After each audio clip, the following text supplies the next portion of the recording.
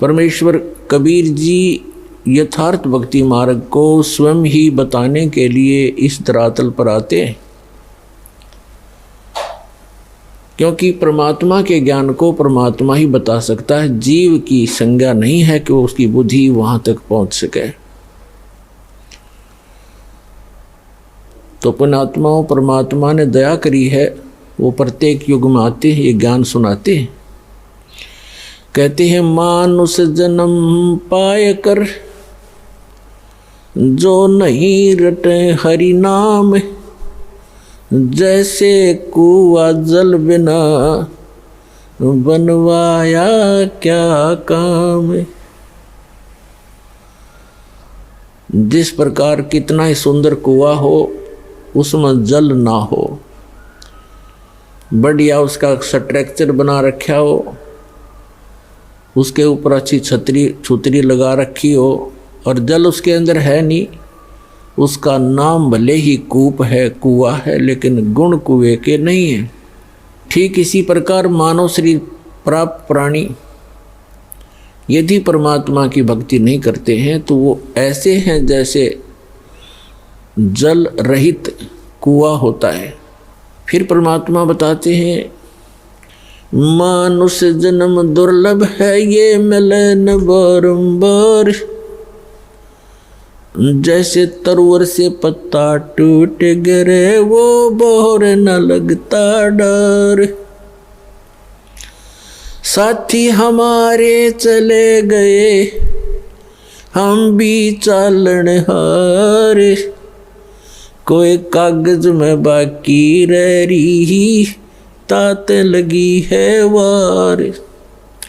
वो पृथ्वी पति चकवे गए जिनके चक्कर चलंत, रावण सरीखे कौन गिने भाई ऐसे गए अनंत।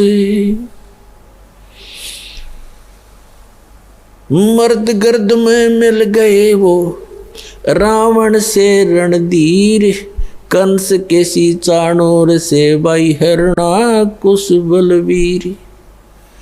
तेरी क्या बुनियाद है तू जीव जन्म धर लेत, गरीब दास भगवान की भक्ति बिन तेरा खाली रह गया खेत। अपने आत्माओं परमात्मा ने आके जानकारी दी है कि आप ये सोचकर गलती करते रहते हो कि हम अभी बहुत दिन तक संसार में रहेंगे, क्योंकि जो 10-20 वर्ष के बालक हैं उनकी तो स्वाभाविक वृत्ति है कि अभी मृत्यु होगी नहीं, और जो 50-40 वर्ष के हो गए हैं वो भी सोच रहे हैं अभी 100 वर्ष तक तो जीवित रहते ही हैं, 60-70-75 तक तो जीवित रहते ही हैं। जो 70-75 और 80 तक पहुंच गए हैं वो भी ये सोचकर जी रहे हैं कि अभी नहीं मरेंगे, क्योंकि मानव की आयु 100 से भी ऊपर तक भी हो जाती है। लेकिन हमारी बुद्धि उस समय काम करना बंद कर देती है, एक्सीडेंट हो जाता है। 10 वर्ष के बालक, 20 वर्ष के बच्चे, 30 वर्ष के, 40 वर्ष के, 50 वर्ष के, या किसी बीमारी के कारण, रोग के कारण भी मृत्यु हो जाती है। तो यहाँ परमात्मा याद दिलाते हैं, इसी भूल के कारण आप यहाँ गफलत भी करते हो, भक्ति कम करते हो और बुराइयां भी करते हो। जिस व्यक्ति को ये पता लग जाए कि तेरी मृत्यु अब कुछ ही दिनों के बाद होने वाली है, उसने ना तो बकवाद बावें, ना कोई इधर उधर की चोचले हैं, ना कोई कार और का कोठी की तरफ उसका ध्यान जावे। तो इस प्रकार एक भक्त की वृत्ति परमात्मा और परमात्मा के ज्ञान पर लगी रहे तो बहुत सी बुराइयों से बचेगा, भक्ति ठीक करता रहेगा। और ये सत्य है। परमात्मा कहते हैं कि साथी हमारे चले गए, और अपने ऊपर ही उदाहरण दे रहे हैं परमात्मा कबीर भगवान के साथी हमारे चले गए और हम भी चालनहार, कोई कागज में बाकी रह रही तात लागरी वार। पुण्यात्माओं, आप बहुत से उदाहरण देखते हो, प्रत्येक को पता है इस बात का कि एक फलाना व्यक्ति था, पूरा उसका संपन्न परिवार था और अभी आयु भी 50 वर्ष की भी नहीं हुई थी, मृत्यु होगी और उसकी उमंगें पता नहीं कितनी होंगी, ये करूँगा वो करूँगा, भी ये करना शेष है, ये करना शेष है। एक मुख्यमंत्री आंध्र प्रदेश का, एक मुख्यमंत्री अरुणाचल प्रदेश के और एक पूरा का पूरा कैबिनेट यानी पूरा मंत्रिमंडल जिसमें 95 मंत्री और एमपी थे, पोलैंड देश के अपने जहाज से जा रहे थे, कोई हेलीकॉप्टर से जा रहा था और दुर्घटनाग्रस्त हो गए। उनकी कितनी आशाएं थी, उन्होंने पता नहीं कहाँ कहाँ पार्टियां अटेंड करनी थी, उनके स्वागत के लिए बहुत से उनके मित्र हार लिए खड़े थे गले में डालने के लिए, और उनके गले की हार फिर मौत बन गई। तो यहाँ परमात्मा कबीर जी कहते हैं, मौत भूल गया बावड़े तन अचरज किया कौन, वो जाने का दिन तो भूल चुका है। मौत विसारी बावरे अचरज किया कौन, और ये तन माटी में मिल जाएगा जो आटे में लौन। तो पुण्यात्मा परमात्मा हमें याद दिलाते हैं कि साथी हमारे चले गए,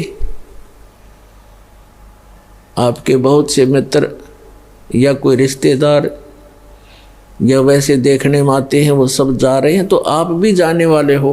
कबीर साहब कहते हैं आप भी जाने वाले हो, कोई कागज में बाकी रह रही है, यानी कोई शेष आयु है आपकी, और जिस दिन वो कागज पूर्ति हो जाएगी यानी आपका आयु का समय पूरा हो जाएगा, तो तुरंत चले जाओगे, चाहे कितना ही आवश्यक कार्य आपका शेष रह गया हो।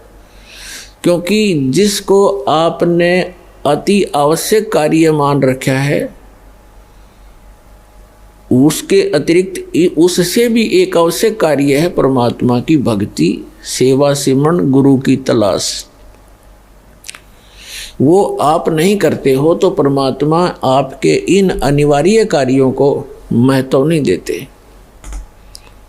क्योंकि आपके जो प्रारब्ध में यानी किस्मत में, प्रारब्ध माने किस्मत, आपकी किस्मत में जो लिखा है आपको वही मिलेगा, चाहे चोरी कर लो, चाहे मिलावट कर लो, चाहे झूठ बोल लो, वो कर्म बिगड़ेंगे, मिलना उतना ही है। यदि आपने 2 नंबर का काम करके, झूठ बोल के, चोरी करके, रिश्वतखोरी करके, मिलावट करके धन इकट्ठा कर भी लिया, वो आपके पास नहीं रहेगा, वो तो जाएगा, कारण कुछ भी बनेगा, लेकिन आपके पल्ले फिर वो पाप रह जाएंगे।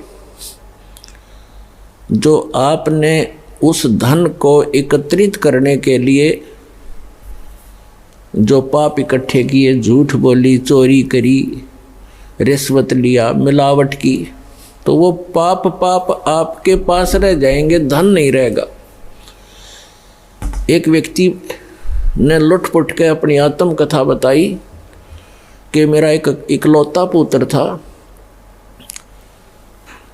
उसकी तबीयत ढीली रहने लगी, अस्वस्थ रहने लगा, उसका बहुत इलाज करवाया, झाड़े झपटों वालों के पास भी गए, जंतर मंत्र करवाए, देवी देवता पूजे, लोकल डॉक्टरों से, अपने शहर के डॉक्टरों से भी खूब इलाज कराया। अंत में पता चला कि उसके दोनों गुर्दे फेल हो गए, खत्म हो गए। उसके लिए कहीं ना कहीं से गुर्दे का अरेंजमेंट किया। आज से लगभग 25-30 वर्ष पहले की बात है। उसमें उसके कहते हैं जो किडनी ट्रांसप्लांट में लगभग 3.5 लाख रुपए लगे। वो लड़का स्वस्थ हो गया, विवाह की तैयारी हुई। 6 महीने के बाद उस गुर्दे चेंज कराने के 6 महीने के बाद बस दुर्घटना में मर गया। अब वो रो रहा था और अपनी आत्मकथा बता रहा था। उसने बताया कि मैं गधा नीच आदमी था, क्योंकि जब तक इंसान सत्संग नहीं सुनता अपने बुरे कामों पर उसका कभी दिमाग नहीं जाता, उसकी बुद्धि नहीं काम करती। चाहे कितना निकम्मा आदमी हो और उसका कोई दुर्घटना हो जाए छोटी मोटी, वो न्यों क्या करे भगवान मनीषा के बुरा कर दिया, मेरे साथ आज ऐसे क्यों घटी। और जो निरे बुरे करता है सारा दिन, पहला बुरा तो ये है कि हम भक्ति नहीं करते। इससे बुरा और कुछ भी नहीं हो सकता जो भक्ति नहीं करते। और भक्ति करते हैं तो गलत गुरुओं के पास करते हैं या मनमाना आचरण करते हैं, वो भी बुरा ही बुरा है। फिर अपने पेट के लिए इंसान सारा दिन, ठीक है किसी का दाव ना लगता वो बात दूसरी है, नहीं तो जहाँ जिसका दाव लगे आज के वर्तमान के अंदर। पहले तो भगवान से डरने वाले व्यक्ति होते थे, बुरा करते समय 100 बार सोचा करते थे, आगे पीछे का हिसाब लगाया करते थे, मुझे पाप ना लग जाए, कोई हानि ना हो जाए, मुझे कोई नुकसान ना हो जाए, तो वो गलती नहीं करते थे। अब तो हम भगवान से दूर हो गए, इस भौतिकवाद में इतने फंस गए, इस विज्ञान को प्रमुख मानकर हम आगा पीछा कुछ नहीं देखते, जिस कारण से हम अधिक पाप करने लगे। और इस प्रकार हम बुरा करते हैं तो आगा पीछा नहीं देखते, और जब हमारे साथ कुछ घटना घट जाती है फिर विचार करते हैं। तो वो बता रहा था जी मैं घना निकम्मा व्यक्ति था, मेरे ये टेप रिकॉर्डर की दुकान थी, रेडियो रिपेयरिंग की और सेल परचेज की। उस समय ये कह रहा था कि तोल के भाव से रिफिल आया करती थी, इनकी टेप रिकॉर्डरों की रील होया करती, पहले अब तो सिस्टम खत्म हो गया। और सोनी क्या मार्क लगाता था, सोनी की ज़्यादा बिकती थी, सोनी कंपनी की। और उस समय 1.5 घंटे की जो सोनी की रील होती थी 30-35 रुपये की बिकती थी, और मुझे वो 2.5 रुपये में टोटल खर्चा था मेरा, और मैं 35 रुपये की बेचा करता नकली। खूब धन हो गया, कोठी बना ली, बढ़िया जुगाड़ कर लिया। क्यों? ये सोच करके अपने बेटे को सुखी करूँगा। और जब इस ज्ञान से मैं परिचित हुआ, वो पैसा गया और जिसको सुखी करना चाहूँ था बेटा गया।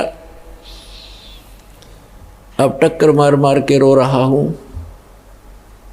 तो पुण्यात्माओं, परमात्मा याद दिलाते हैं कि आप जी जो साधना, जो भक्ति ना करके, भगवान से ना डर के अगर 2 नंबर से पैसा कमाओगे, वो पैसा नहीं रहेगा, लेकिन पाप ज्यों के त्यों रह जाएंगे जो वो पैसा इकट्ठा करने में आप जी ने अपना समय व्यर्थ किया और वो पाप इकट्ठे किए। तो पुण्यात्माओं, इस प्रकार हमने सत्संग माने से ज्ञान होता है। तो परमात्मा याद दिलाते हैं, क्या बताते हैं,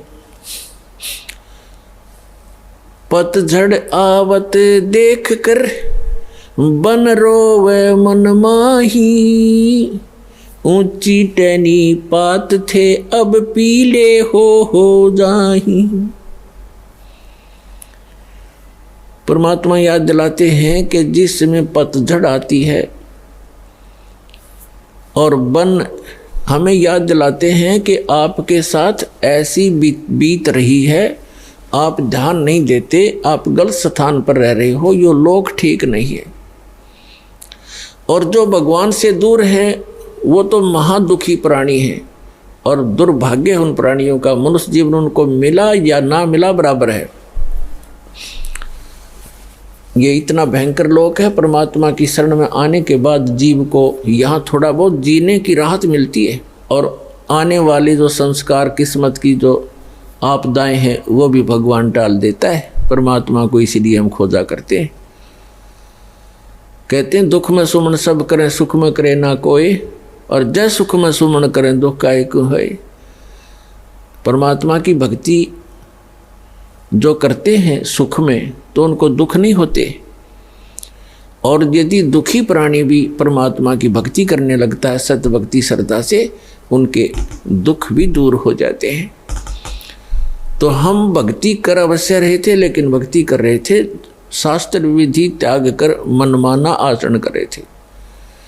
श्रीमद् भगवद गीता अध्याय नंबर 16 के श्लोक नंबर 23 में कहा कि अर्जुन, जो शास्त्र विधि को त्याग कर मनमाना आचरण करते हैं उनको न तो सुख होता है और न उनकी गति होती है और न ही उनकी कोई सिद्धि प्राप्त होती है, अर्थात यूजलेस, व्यर्थ।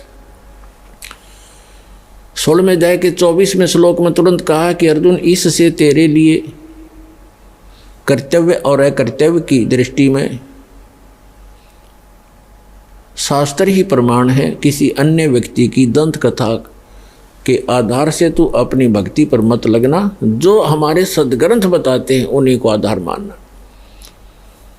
तो पुण्यात्माओं, हमारे जैसे आप जी का हमारा जन्म पवित्र हिंदू धर्म में हुआ, हमारे हिंदू धर्म के जो धर्म गुरु टीचर थे हमारे, वही हमारे सिलेबस से परिचित नहीं थे, तो हमें वो शास्त्र अनुकूल साधना बता नहीं सके, जिस कारण से हमारे पूर्वज प्रेत बने, पशु योनियों में चले गए। अब उनके लिए यत्न बनाते हैं, बाद में श्राद्ध निकाल दो, ऐसे कर दो, वैसे कर दो, तेरामी कर दो, वर्षी कर दो। फिर क्या होगा? वो चला गया जहाँ जाना था, पीछे पापड़ बेल रहे हैं। तो ये शास्त्र विधि त्याग कर मनमाना आचरण था। तो पुण्यात्माओं, परमात्मा बताते हैं कि पतझड़ आवत देखकर बन रोवे मन माही, ऊंची टहनी पात थे इब पीले हो जाई।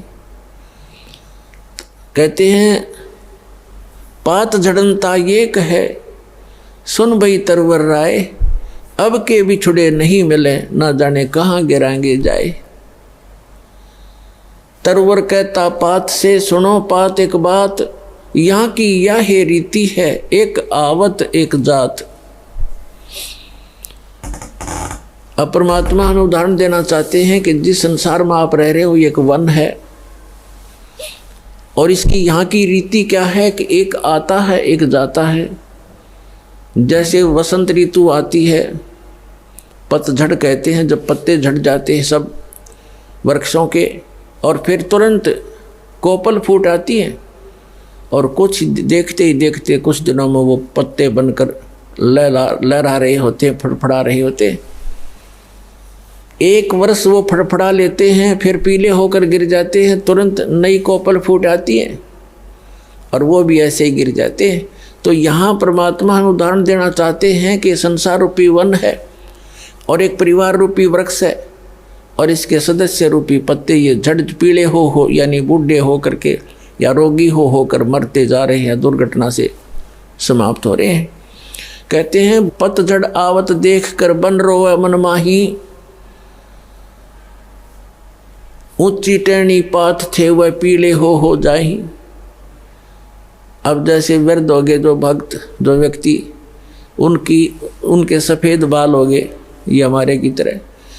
अब इनको ये सूचना मिल गई है कि तुम्हारी टिकट कभी भी कट सकती है, चालन की तैयारी करो।